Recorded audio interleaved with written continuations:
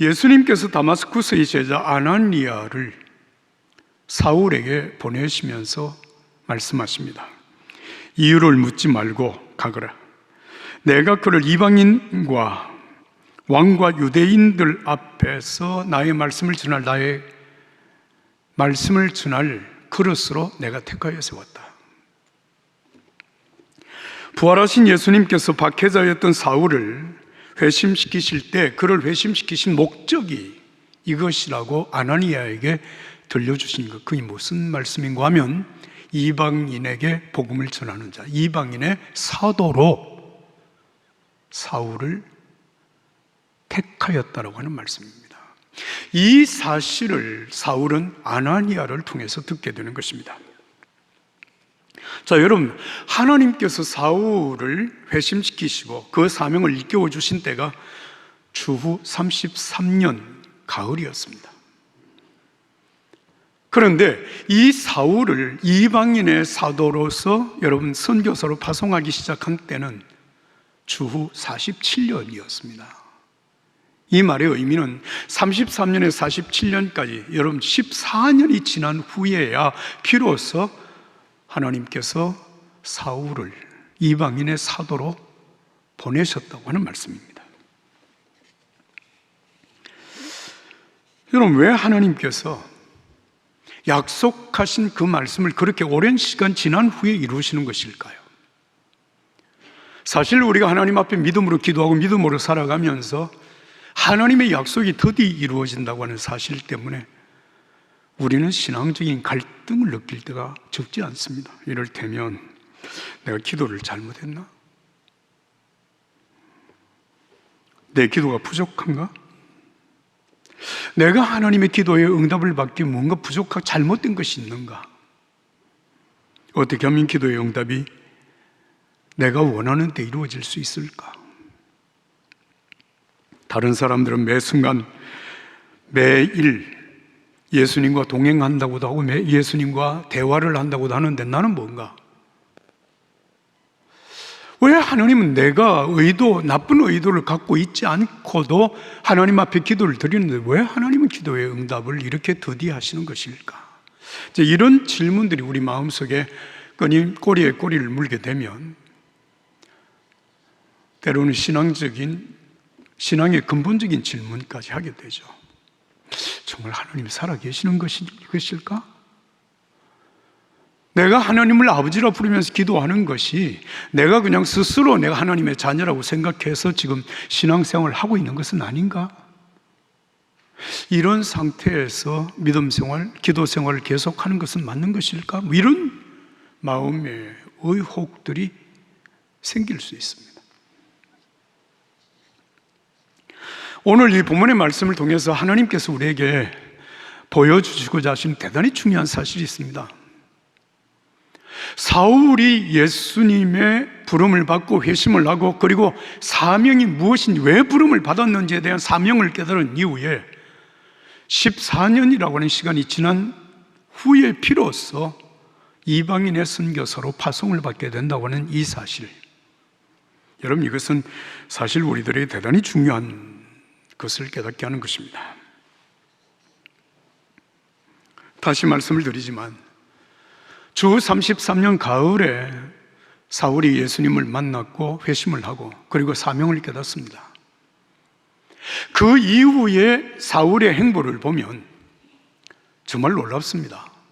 사도행전 9장 19절부터 30절 그 짧은 말씀 속에 사울이 자신의 사명을 깨달은 이후에 어떻게 행동했는지를 비교적 간단하긴 하지만 굉장히 중요한 일들을 행했다는 사실을 우리에게 전해주고 있습니다. 다메섹에서 예수님을 만난 사울이 곧바로 아라비아로 달려옵니다. 그리고 아라비아에서 다시 다메섹으로 돌아와서 복음을 전하게 되고 이제 사도들을 만나게 되는데요. 갈라디아서 1장 16절 이하의 말씀을 보면 이렇게 말씀하십니다. 나는 부르심을 받자 말자 내 주위에 누구와도 상의하지 아니하고 나보다 먼저 사도된 사람들과 의논하기 위하여 예루살렘으로 가지 아니하고 나는 곧장 아라비아로 갔습니다. 그리고 얼마 후에 다마스쿠스로 되돌아갔고 3년 후에 베드로와 함께 내가 전하는 이야기를, 복음을 서로 비교해 보기 위하여서 예루살렘으로 올라갔습니다. 사실 사울이라고 하는 이 사람은 예수님의 부르심을 받고 난 다음에 자신을 부르신 이방인의 사도로서의 책임을 감당하기 위하여 자기가 할 수 있는 모든 일을 적극적으로 지금 감당하는 그런 모습을 보여주는 것입니다.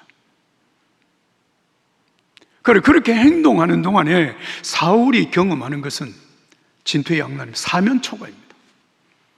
무슨 얘기냐면 예수님의 사도들과 여러 믿음의 사람들이 사울이라고 하는 사람을 전혀 믿지 않습니다. 왜? 교회를 엄청나게 박해했던 사람이었거든요. 그러니까 사울이 교회를 접근하려고, 사도들을 접근하려고 하는 것은 저것은 전 아주 나쁜 수작을 지금 부리고 있는 것이다, 그렇게 생각하는 것입니다.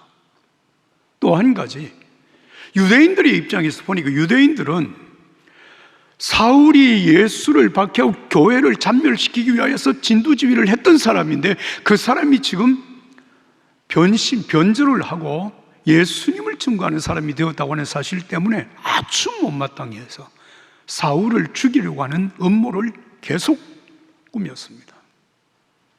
이런 상황에서 여러분, 어디에도 어떻게 할 수 없는 사울이 여러분 다메섹에서, 예루살렘에서 떠나서 어디로 가는가 하면 다소라고 하는 자기 고향으로 돌아가서 조용히 시간을 보내게 됩니다. 자, 이렇게 되는 동안에 사울의 박해로 인하여서 흩어진 믿음의 사람들이 예루살렘을 넘어서서 온 유다로, 그리고 사마리아로, 그리고 사마리아를 넘어서서 땅끝까지 복음을 증거하게 됩니다. 그 사람들 가운데 몇몇 사람들이 수리아 안디옥까지 이르러서 그 수리아 안디옥에서 비로소 헬라인들에게 예수님의 복음을 전합니다. 헬라인들이 예수님의 복음을 들으면서 정말 수많은 사람들이 주께로 돌아오게 되고, 그 돌아온 헬라인들을 중심으로 해서 세워진 교회가 안디옥 교회입니다. 그때가 AD 41년 여름이었습니다. 여러분 잘 기억하세요. 41년 여름이었어요.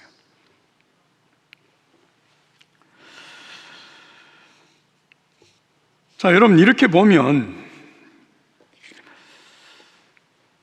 이렇게 다 이 안디옥의 교회가 세워지고 난 이후에 다시 야고보가 순교를 당하고 베드로가 어려움을 당하는 이런 과정들이 이제 12장에 쭉 기록이 되고 난 다음에 13장, 오늘 우리가 읽은 이 본문의 말씀으로 이어지게 되는데요.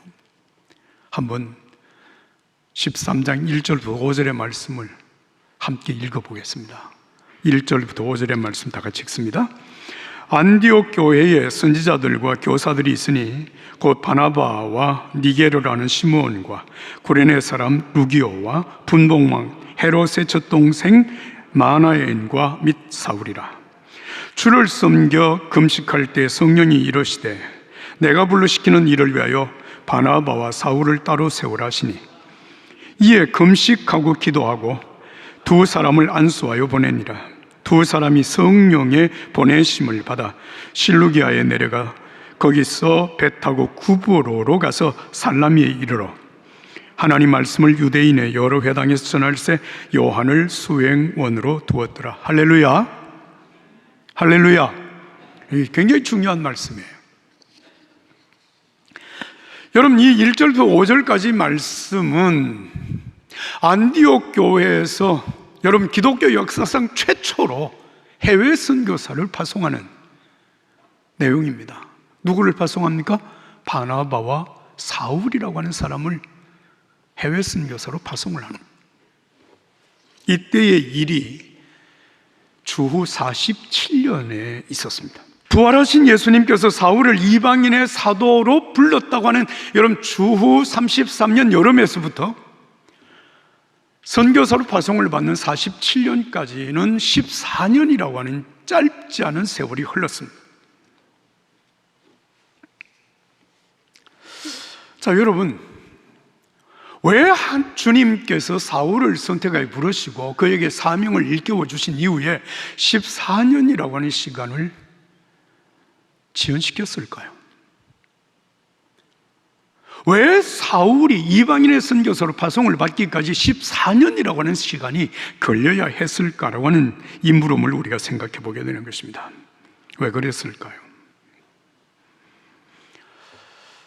자, 여러분, 우리는 여기에서 24년 동안 그러면 하나님은 과연 무슨 일을 하셨을까? 성령님은 무슨 일을 하셨을까를 우리가 생각해야 됩니다.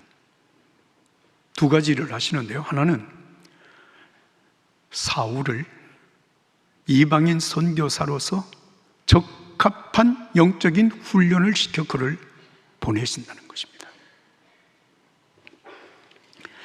하나님께서 당신이 일을 하실 때 가장 중요하게 생각하는 것은 사람입니다. 그런데 그 사람이 준비되어질 때 비로소 하나님은 그와 함께 당신의 역사를 이 땅에 이루어 가신다는 얘기입니다. 여러분, 준비되지 아니한 사람과 절대로 같이 일을 할 수는 없는 것입니다.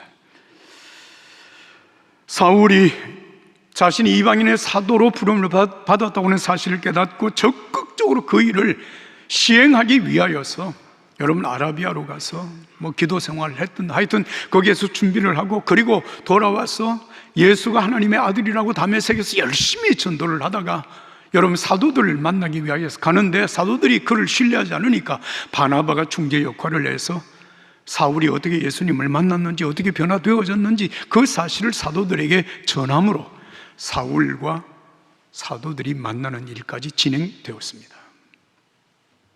이런 일들은 사울이 부름을 받은 이후에 여러분 성령이 충만해서 그 주님의 부르심의 사명을 감당하기 위하여서 최선을 다하는 모습으로 우리가 충분히 볼 수 있는 내용입니다. 그러나 아까 말씀드린 대로 일은 순탄하지 않았습니다. 적극적으로 사명을 감당하려고 나섰지만 중요한 것은 사울은 아직 준비가 되지 못했던 겁니다. 그래서 그가 다소라고 하는 자기 고향으로 내려가서 거기에서 여러 해 동안 숨죽여 생활을 한 것입니다. 여러분, 우리는 일이 더디게 이루어진다 혹은 기도가 응답이 더디다고 하는 사실 때문에 어쩌면 우리의 믿음이 잘못된 것인가? 아니면 하나님께서 우리의 기도를 듣지 않으시는가? 아니면 하나님께서 나를 세우신 목적을 지금 하나님이 그냥 포기한 것인가? 여러 가지 문제로 우리가 생각을 하지만 여러분, 하나님은 아닙니다. 지연시키는 그 기간이 사람을 준비시키는 기간입니다. 하나님의 계획하신 그 일을 여러분 원만하게 이루시기 위하여서 하나님은 먼저 사람을 준비시킨 것입니다. 사울을 준비시켰다는 말씀입니다. 여러분, 마가복음 1장 14절과 15절 말씀인데요, 요한이 잡힌 후에 예수께서 갈릴리에 오셔서 하나님의 복음을 전파하며 이르되 때가 찼고 하나님의 나라가 가까이 왔으니 회개하고 복음을 믿으라, 이 말씀을 하십니다. 자, 여러분, 예수님께서 첫 번째 말씀을 전하신 내용이 바로 이 말씀인데요, 여기 중요한 말씀 한번 따라서 합니다. 때가 찼다. 다시 한번, 때가 찼다. 주님께서 하신 때가 찼고 라고 하는 말씀을 했어요. 그리고 하나님의 나라가 가까이 왔으니 이제는 회개하고 복음을 믿으라고 말씀을 하신 것입니다. 자, 여기에서 여러분 때가 찼다고 하는 말의 의미가 무엇일까요? 예수님께서 임마누엘, 다시 말하면 여러분 육신으로 오신 예수님 하나님으로 베들레헴에서 탄생을 했지만 그때로부터 시작해서 30여 년을 기다리신 것입니다. 그리고 세례 요한에게 세례를 받으신 후에 광야로 40일 40야 금식하며 기도하신 이후에 갈릴리로 돌아오셔서 비로소 말씀을 선포하신 내용이 이 말씀이거든요. 때가 찼다. 무슨 말인가요? 준비가 끝났다는 말씀입니다. 이제는 이를 시행할 때가 되었다라고 하는 말씀입니다. 여러분, 정말 우리 믿음의 사람들에게 우리의 기도가 지연되고 우리가 하고자 하는 그 일들이 지연되고 있는 것은 하나님의 때가 차기까지 하나님께서 기다리신다는 말씀입니다. 우리를 빚어서 하나님이 원하시는 사람으로 세워가신다고 하는 그런 의미입니다. 이 사실 우리가 생각하면서 꼭 한 가지 기억해야 될 말씀은 이겁니다. 여러분, 기도가 지연되고 있습니까? 내가 하나님 앞에서 원하는 일이 제대로 이루어지지 않고 있다고 여러분 생각하십니까? 왜라고 하나님 앞에 묻기보다 내가 하나님 앞에 얼마만큼 준비되어졌는가를 생각해 보면 어떨까요? 하나님께서 내 기도를 응답하셔서 내가 그 하나님의 은총 안에 살아갈 수 있는 믿음의 사람으로 내가 준비되어지고 있는가, 준비되어졌는가를 생각해 볼 필요가 있다는 말씀입니다. 민수기 23장에 하나님은 사람이 아니시니 거짓말을 하지 않으시며 사람의 아들이 아니시니 마음을 바꾸지 않으신다. 그분께서 말씀만 하시고 행하지 않으시겠느냐? 그분께서 약속만 하시고 지키지 않으시겠느냐? 하나님 그런 분이 아니시다는 것입니다. 하나님은 약속하신 것, 계획하신 것, 우리가 기도하는 것 반드시 이루시는, 어제나 오늘이나 영원토록 동일하신 하나님이십니다. 할렐루야. 우리가 이 사실을 믿음으로 오늘도 하나님 앞에 기도하며 하나님의 때를 기다리며 사는 것입니다. 두 번째, 여러분, 하나님은 24년 동안 사울과 바나바와 사울을 선교사로 파송할 교회를 준비하셨습니다. 여러분, 그 교회가 어느 교회인지 아시죠? 안디옥 교회입니다. 여러분, 대단히 중요한 사실이 여기에 있습니다. 사울을 이방인의 선교사로, 이방인의 사도로 파송할 수 있는 교회는 예루살렘 교회가 아닙니다. 왜일까요? 여러분, 예루살렘 교회는 사도들이 중심이 되어져 세워진 교회이고 그 교회는 순수한 히브리인들에 의해서 세워진 교회입니다. 사도행전 6장에 보면 헬라파 유대인들과 히브리파 유대인들이 예루살렘 교회에 함께 공존하고 있었던 사실을 우리가 보았습니다. 그러나 사도행전 8장에서 박해가 시작이 되면서 사도들 외에 모든 교인들은 뿔뿔이 흩어집니다. 다시 말하면 예루살렘 교회는 유대인들만의 교회로 견고하게 세워진 것입니다. 그들은 하나님이 선택한 백성은 유대인들이고 히브리인들이고 구원은 히브리인들에게만 해당이 된다고 생각한 것, 여러분, 그것은 예수님의 사도들도 크게 다르지 않았습니다. 사도행전 1장 8절에 오직 성령이 너에게 임하시면 너희가 권능을 받고 예루살렘과 온 유대와 사마리아와 땅끝까지 이르러 내 증인이 되리라고 주님 말씀하셨지만 그들은 땅끝까지 나간다고 할지라도 여러분, 헬라파 유대인들에게 복음을 전하는 거지 헬라인들에게는 복음을 전할 생각을 하지 못하고 있습니다. 이런 예루살렘 교회가 여러분 이방인의 사도를 파송한다? 여러분 꿈에도 생각할 수 없는 일이에요. 이런 상황에서 하나님께서는 바울과 사울을 여러분 이방인의 선교사로 파송하기 위하여서 안디옥 교회를 준비한 것입니다. 안디옥 교회는 순수한 헬라인들로 구성되어진 교회입니다. 왜 이방인들에게 예수의 복음을 전해야 되는지를 가장 절실하게 알고 절실한 필요를 느끼는 교회는 안디옥 교회였습니다. 그리고 이 안디옥 교회가 여러분 41년 여름에 세워져서 43년에 사울을 초청하여 바나바와 사울이 1년 동안 그 교회에서 열심히 말씀을 가르침으로 44년이 되었을 때는 그리스도인이라고 하는 사람들에게 부름을 받았던 교회, 그리고 3, 4년이 지난 47년에 안디옥 교회에서 바나바와 사울을 선교사로 파송을 하게 되는 거예요. 자, 여러분, 이 안디옥 교회에서 47년에 선교사로 파송을 하게 될 때 이 안디옥 교회 구성 멤버들을 보면 선교사를 파송하기에 참 적절한 지도자들이 세워져 있었습니다. 여러분, 오늘 1절을 보시면 안디옥 교회 선지자들과 교사들이 있으니 바나바, 니게르라고 하는 시몬, 구레네 사람 루기오, 분봉왕 헤롯의 젖동생 마나엔, 그리고 사울입니다. 이게 지금 여러분 안디옥 교회 중요한 지도자들 이름들입니다. 이 지도자들 5명의 이름은 여러분 그냥 오늘 우리들에게 있어서 뭐 김장로, 박장로, 이장로 그런 이름이 아닙니다. 이들의 신분이 굉장히 다양한 사람들입니다. 바나바는 예루살렘 교회로 파송받은 사람, 사울은 이방인의 사도로 부름받은 사람,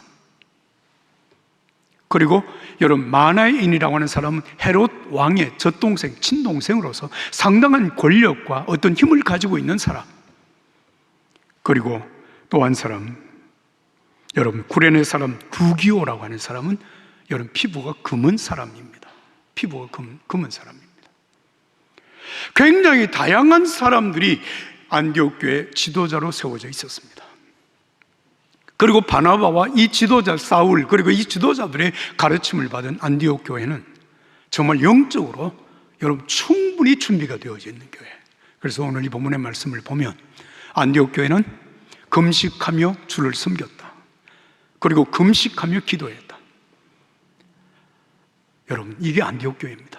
그리고 안디옥 교회는 성령이 말씀하시는 말씀에 따라서 적극적으로 순종하고 여러분 그 말씀을 지켜가는 교회, 성령이 함께하는 교회였습니다. 이런 교회에서 비로소 바나바와 사울을 이방인의 선교사로 파송을 하게 됩니다.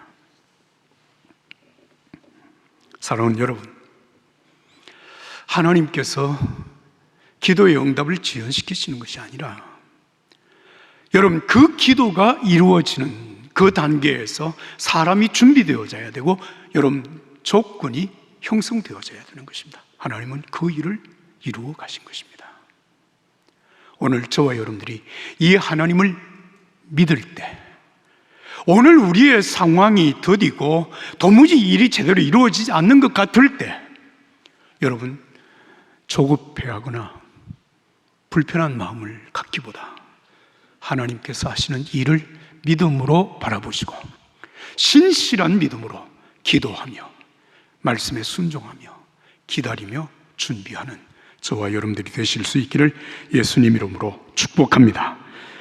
마지막으로 제가 여러분들에게 마태복음 6장 30절에 34절의 말씀을 메시지 성경으로 읽어드림으로 오늘 말씀을 맺겠습니다.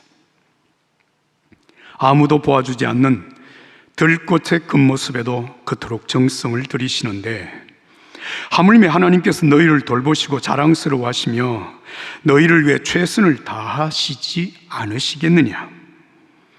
하나님과 그분의 일하시는 방식을 모르는 사람은 그런 일로 안달하지만 너희는 하나님을 알고 그분의 일하시는 방식도 안다.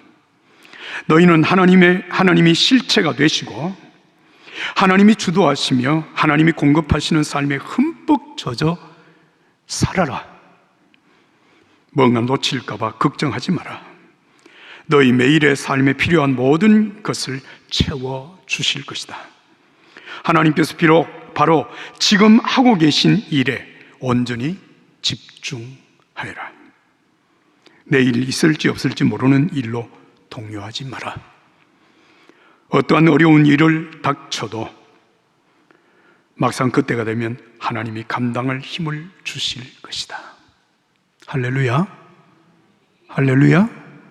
사랑하는 여러분, 덜에 핀 백합화, 여러분 공중에 나는 새보다도 훨씬 더 존귀한 믿음의 사람, 하나님의 자녀들, 바로 저와 여러분들입니다.